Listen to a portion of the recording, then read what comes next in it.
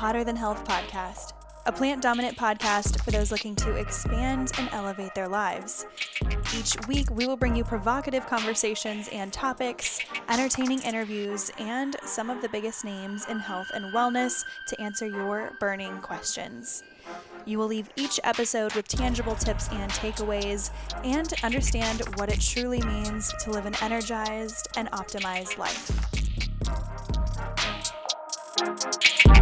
We are back. It is 2023, first episode. We are going to go ahead and knock out the most popular question, the most sought after information, content, people asking about protein. And we've actually been doing a lot of conversations or having a lot of conversations regarding animal protein. What's the difference between plant-based protein, animal protein? Am I getting enough vitamins and protein on a plant-dominant diet? All of that juicy content. And before we get into it, thank you so much for everyone who has subscribed and continue to subscribe into the new year, 2023. I have it all written out the next couple of months worth of interviews. I am actually trying out a new mic right now. And if it sounds better, worse, different in any way, that is why. It's because we have a 3-person interview. So I needed to get equipment for that. And if you're a podcaster listening, or if you're going into podcasting, or if you're interested in it in any way, highly recommend the Zoom. It's a Zoom device of some, I don't know exactly what it's called, a Zoom recorder. And I got a 4-person setup and I'm loving it so far. I thought I'd be really intimidated by the knobs, buttons, and detail, but it actually is super self-explanatory. Or if you just sit down and don't put too much pressure on yourself to try and figure it out right away, I set the time and date on it first so that I could get a little confidence boost. And yeah, loving it so far. In 2023, we are going to have conversations with locals in the Charleston area who are in the fitness and wellness community. We are also going to be talking more with people on alcohol. We're going to be talking more about hormones and metabolism, talking about mold toxins, manifestation. I'm really excited for all that is to come. So if you are interested in on any and all of that, make sure you are subscribed. Either you're following on Spotify or you are on Apple Podcast. And of course, as more and more podcasts come out, I feel like every single day we see a new person starting a podcast, which is all good. That just shows that more people are listening and getting the value. But as we do go and get more, as space starts to fill more and more throughout different platforms, the best way to continue to see a growth in your audience is through reviews.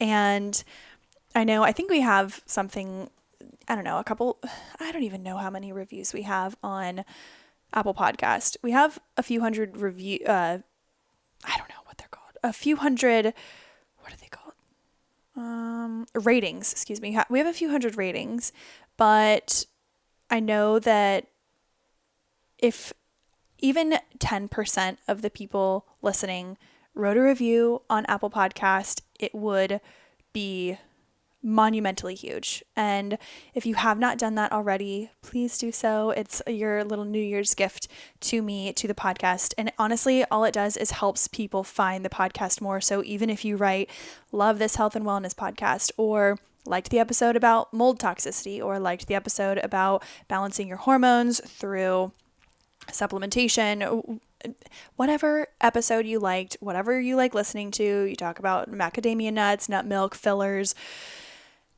or if you just want to talk about this episode, it would mean the world. Okay, let us get into today's episode. And the solo episodes can be a bit shorter. So if you are out on a walk, then know that if we do talk about any links or other accounts, anything like that, I'll link it in the show notes. So you don't have to worry about it. Stay on your walk, enjoy what you're doing, but let's get into it. When it comes to protein, I think that there are 2 different ways we can look at it here. Well, there's a million different ways we could look at it, but overall, in society, there's two large parties when it comes to protein. First would be the camp that is more involved and in support of making sure we are getting lots and lots of protein. Some say up to 30 grams per every meal, at least, 1 gram per kilogram or per pound of body weight. And that's one camp, and that's all great.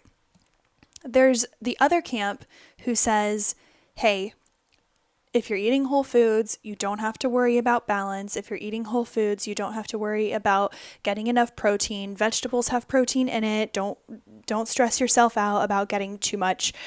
Or, if your MyFitnessPal is telling you that you're not getting enough, then you're going to stress out and you're going to feel like you're not getting what you need. And that's going to cause just a detrimental relationship to food and macronutrients. And we just tend to overthink. And that's the long and short of that camp.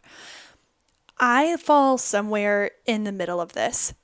When I first started the podcast, you all know, or if you don't know, if you're new here, I was fully plant-based. And I remember that after I think it's been 7 or 8 years since I've had any meat other than seafood, And I remember I would be so focused on making sure there were no animal products. I would be so focused on making sure that everything, like the calories added up and everything was clean and perfect and Instagrammable. I was just obsessed with food in the wrong way.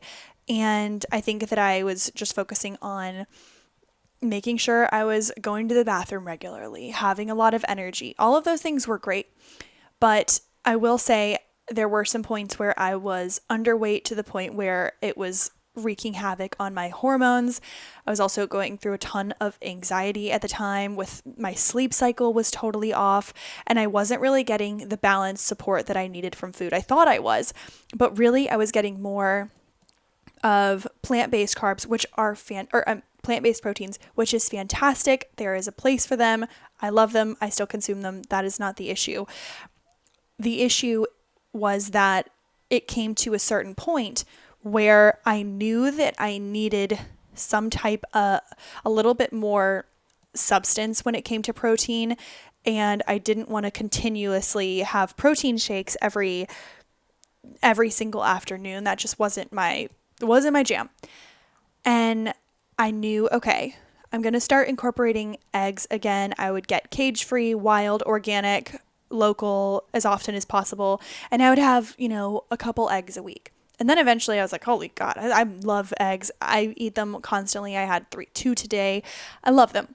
Love eggs. And we get them locally from Chucktown Acres. So in love with them. Because I know where they're coming from. I know there are no pesticides, hormones, glyphosate, anything like that the chickens are feeding off of. So there came to a point where I thought, okay, yes, I want to be more plant-based, but I still need a little bit more balance because I was starting to lose energy. My hair was getting really weak, my nails, my energy, overall my anxiety, my stress, like lady problems, all these different things. And when it came to balance, I went on the complete other end of the spectrum where I started counting my macros, where I would download my FitnessPal. This went on it wasn't too long. I think it went on for a couple of months. And I was also working at a fitness studio, so I had a lot of support around me saying, like, all the guys around me were doing my FitnessPal, and everyone was obsessing over their weight and body image and scale and all that stuff. And we had a machine in the studio that would measure your body fat percentage, your water levels, and all of these other metrics. And we would get on that once a month, and we would always have these competitions. And it just, in hindsight, I mean, what the fuck? But also, we're in the fitness industry at a young age, and we're like, you know what? We're doing it. We're learning, and that's how I guess I found my balance. So I got onto my FitnessPal, and I think that this is where it will relate to a lot of people. On my FitnessPal, you go in and you type in your weight, you type in your activity level, you type in your goal, but that's essentially it. You type in your age, but that's essentially it. You're not giving your amount of sleep that you're getting. You're not getting hormones. You're not getting, are you on your period at this time? You're not filling in the fine details. And that's not, MyFitnessPal is great for if you want to use it, but when you're putting so much pressure on just getting those macronutrients, you'll hit them any way you can. And despite your best interest at some points sometimes. So I would go in, I would plug in and do my weight, do my activity level, but I think that I even undershot how much how much energy I was expending. I think a lot of us do that. And it's one thing if you're like, hey, I'm not a workout person. I'm pretty sedentary. I like to watch movies. I like to do my thing. Zero is wrong with that. Nothing's wrong with that at all. This is just what my experience was, as I was saying, I'm like moderately active. Even though I was coaching 4 fitness classes per day, I would work out, go for a walk, and get not great sleep. But when you're in that toxic mindset of thinking, okay, if I'm not doing, a huge CrossFit class or running a marathon, then it's not intense activity. And I should have been doing that. So the calories, I'm sure, were off. And I would do tuna, I would do eggs, I would do, sourdough toast, 1/6 of an avocado. I would do tons of greens and arugula. I would do a little bit of fruit, a little bit of veg, and then at the end of the day, I knew I had carbs left. I was over on my fat and under on my protein. And I know that that is basically where a lot of people fall. We're like, wait, I'm full and I don't know what else to eat, or I don't want to eat any more of this protein isolate, or I don't want to eat any more salmon, or whatever it is, or I just want a piece of avocado toast. What's the problem? So I think that those are the two ends of the spectrum that I have experienced and that I have heard many of my nutrition clients experienced as well. And they're like, Eliza, I just want to find a way to balance it all out. And I'm trying not to bring the word balance into 2023, but I do think that in the context of talking about blood sugar, it's important. Now, hear me out.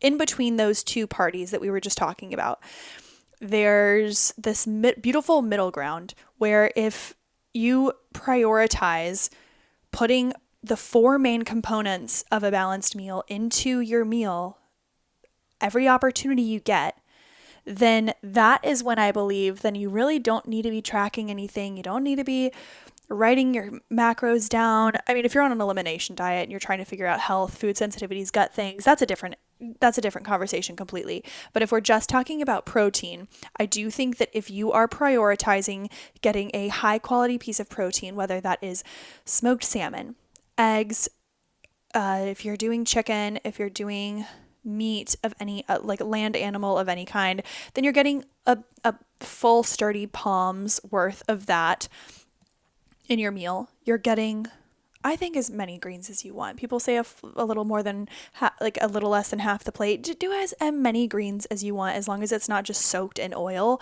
And you get a little bit of healthy fat in there. You get some starchy carbohydrates for some fiber.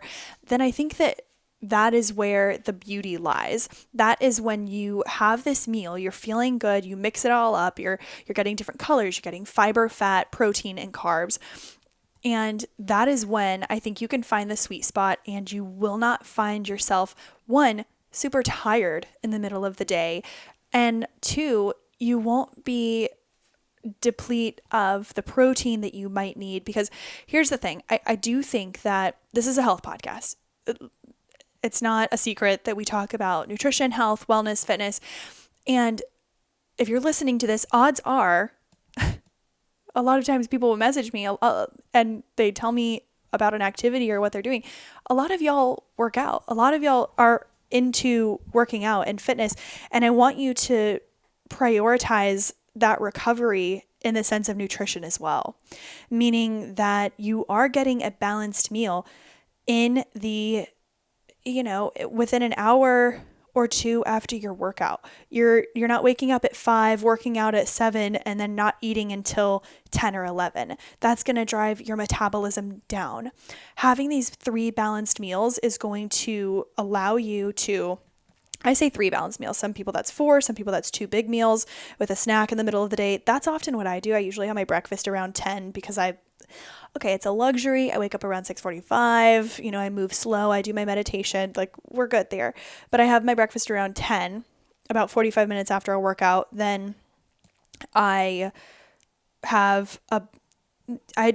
I had a banana and a bomb bar, and then, oh, you know what? I actually did have lunch today. I had a can of tuna after, well, this is for lunch. I had breakfast, and then I had a can of tuna, chopped up a ton of white onion, mustard, a little bit of mayo, avocado, and arugula, and what else did I do? Celery.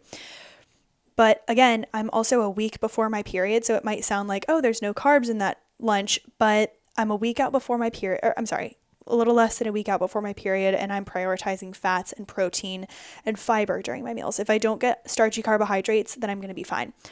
When it comes to this balanced meal, it's the power of 3 out of 4. If you can hit 4 out of 4, carbs, fat, protein, fiber, if you can hit 4 out of 4, great. If you can hit 3 out of 4, that's also great. If you can hit 2 out of 4, it's probably a snack. And to put it into super simple context, I'll give some examples of each macronutrient because it is something that I want to make sure people understand. Fat can come from oils, it can come from nuts and seeds, it can be through avocado or coconut, different things like that. Chia seeds. You can also here's some examples of starchy carbohydrates. You could do some banana, you could do breads, grains, legumes. Legumes can also be a plant-based protein, but they aren't a complete protein with all the essential amino acids. But if you pair them with with rice, they are a complete, because if you put those 2 things together, you're getting all 9 essential amino acids. Protein, we gave some examples earlier, chicken, fish, eggs, like a full hearty palm's worth. Then you have your greens, your fiber. So again, that could be your veggies. That could be some sauteed veggies. It could also mean some sweet potato with greens in it as you mix up your carbs and you can't get fiber without carbohydrates. So don't expect to eat tuna salad thinking you're getting fiber. Fiber only comes from a plant source. So as long as if you are eating a plant dominant lifestyle, you're definitely getting enough fiber, but I wanted to address the plant-based protein. So those are the 2 camps as far as in the spectrum of where you can fall as far as am I getting enough protein? We're either not worried about it at all and sometimes under eating protein and this is where I wanted to transition. We're like, okay, well, if you always say that we shouldn't worry about under eating protein. The more and more research and guinea pigging I do on myself, the more I do realize that my energy levels are better, my workout recovery is better, and overall I do feel a more stabilized state of hormones, stress hormones, like meaning that I'm falling asleep faster at night. I've never had a huge issue with it, but I notice that I'm not staying awake at night overthinking everything and then super exhausted during the day but can't sleep at night. I don't feel that way at all. My skin has been super, super regular. I've had a couple of other issues, but I do think that incorporating some more animal proteins, and for me it's still fish and eggs, but I will say I'm doing some bone broth as well, which has been really nice. It's not the most bioavailable, as in like the most easily absorbed protein, animal protein there is, but it's a baby step for me. It's good for your gut. It's great for healing the gut lining. That's where I'm at with that. And that's been feeling really good for me. So that's where I am. So I have been transitioning more from a plant-based to a really actually plant dominant. And I also feel like if I get a good amount of protein in there, then I'm also craving veggies more. I feel like I'm eating more veggies. I feel like when you're plant dominant, then there's more pastas, there's more potatoes, there's more rices, which I still absolutely love and devour constantly. But I do feel like I'm craving more vegetables because I'm having the fattiness and the protein from the animal proteins. And that's filling me up. One reason why having an adequate amount of protein is really beneficial for us in the long run is not because it's not because of necessarily the fullness, but it is the balance. We've talked about this before, but it's been probably a year since we've talked about this. But there are hunger hormones called and satiety hormones called ghrelin and leptin. Ghrelin, it's like the gremlin, hungry, it's hangry. When you're hangry, the ghrelin is like on your shoulder telling you you're hungry. And then there's leptin, which is the hormone that signals satiety. Now, when you consume high quality proteins, let's say it's tofu, let's say it's salmon, when you consume high quality proteins in conjunction with fiber and a little bit of fat, then you are settling down that ghrelin hormone and you are bringing forth the leptin hormone saying, hey, we're satisfied. It's not just about the calories you eat, because you can eat 2 bags of potato chips and have the exact same amount of calories, but it's doing completely different things to your insides. It's not always about the calories. It is about the balance, and are you hitting those balanced points of your meal to ensure that you're not feeling lethargic throughout the day. I think a lot of times we think in the middle of the day, we get that 2 p.m. crash. We think, oh, do I need another cup of coffee? Do I need a snack? And then maybe we grab a banana, or maybe we grab an apple or some dried fruit, something, or even if we grab like a piece of toast with peanut butter on it. That's still only hitting 1 or 2 of those macronutrients. And we do want as many leading up to the 3 as possible, 3 or 4. If you are just having a snack with one macronutrient, be it fat, fiber, carbs, or protein, then yes, you might be satisfying your hunger hormones a little bit, but if it's just a sugar or a carbohydrate, chances are if you're really tired and then you have that, you'll have a little bit of energy for the next hour perhaps, and then you likely will crash again.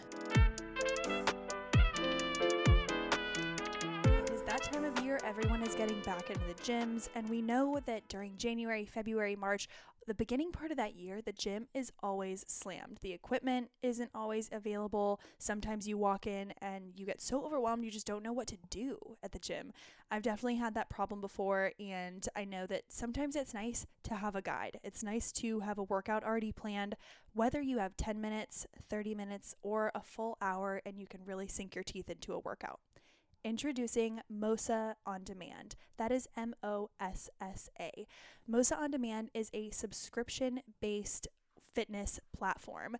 It is only $9.99 per month, and you can get things like kickboxing, you can get strength training, you can get aerobic dance classes, you can get stretching, mindfulness, recovery, foam rolling, anything that you need. And also, you don't need equipment for a lot of these workouts. And sometimes when you're in the gym and you want to get a little more strength training, but you don't know exactly what to do, but you don't want to sign up for a full gym, you really don't know what you're doing, but you want that weight training aspect, that is something I think Mossa On Demand has done really well. With the code HotterThanHealth30, you can get 30 extra days for free after your 14-day trial. Again, that is code HotterThanHealth30, and you can get 44 days for free. After that, a subscription is only $9.99 per month, and you can, again, have workouts 10, 30, 60 minutes. You're going to love it. They have over 300 amazing workouts, and all you have to do is go to mossaondemand.net, use the code HotterThanHealth30, give it a try, fueled by music, coaches, motivation, and again, podcast listeners get 30 days for free on top of an already 14-day trial with a coupon code. So you'll get a reminder letting you know that it'll be $9.99 per month, and then you're good to go. You have your entire routine already set, and you have your habits built. Again, that is mossaondemand.net. Use the code HotterThanHealth30 and enjoy. And that is typically when, for me personally, if I ever do that, I can't say when I say me personally. Like, if I'm saying for me, I also don't need to say personally. I don't need, the redundance is not coming into 2023. Anywho, for me, today I was a little tired in the middle of the afternoon. Again, hormones are a little wild right now because I'm about to make my period. You guys are probably like, this woman is literally always on her period. But I'm not. You guys just hear the podcast all the time. And I had a banana. I thought, oh, this is delicious. I'm feeling good. I have a couple errands to run. I'm going to go do that. And then I can, to the minute, an hour later, I hit this wall. I was crashing again. And that's not what I wanted. Here's what I could have done. Here's if we go back in retrospect. So if you're still, midday, you don't have dinner until 7 tonight, and you just had lunch an hour ago, this is where you can adjust your day. Let's say you go for a banana or you go for an apple. If I had added a scoop of nut butter, I'm not really a nut butter person, but this, for all intents and purposes, this is an example. I could have sliced up the peanut butter, added some chia or hemp seeds for a little bit of added protein, and then done a tablespoon of nut butter. Then there were fats, carbs, protein, and fiber also from the banana. If I had done that, then I would have been more satisfied, fuller for longer. That is just one example. If you're someone who consumes smoothies in the morning, this is especially important for you because I think a lot of times we just do protein and then a milk or water, ice, veggies, fruits. All great, but if we were to add a fat to that, then we would stay so much fuller for so much longer.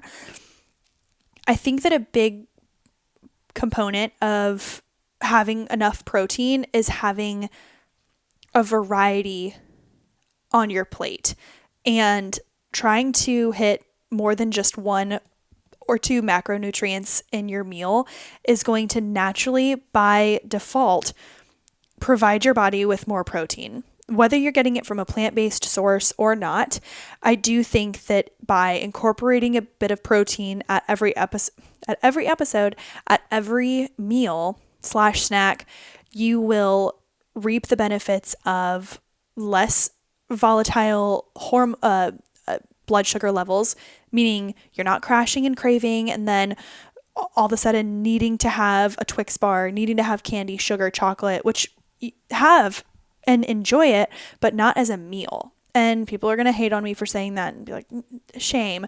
It's not shame. I just want you to have a variety of good foods that are abundantly around us. That is my perspective on animal protein. If I were someone just starting out on a plant-dominant diet, maybe you're still in that camp like I am, where you don't want to necessarily eat a bunch of meat and you want to slow down on the meat consumption, but you still want to get your adequate protein. Here's what I would do. Here's a breakfast for me. I'll give a hot and a savory and then a sweet. For the sweet, I would do a smoothie. I would do everything room temperature because I'm a baby child and I get freezing and it's not great for me, but I would make it thick. I would do a scoop of the Organifi protein.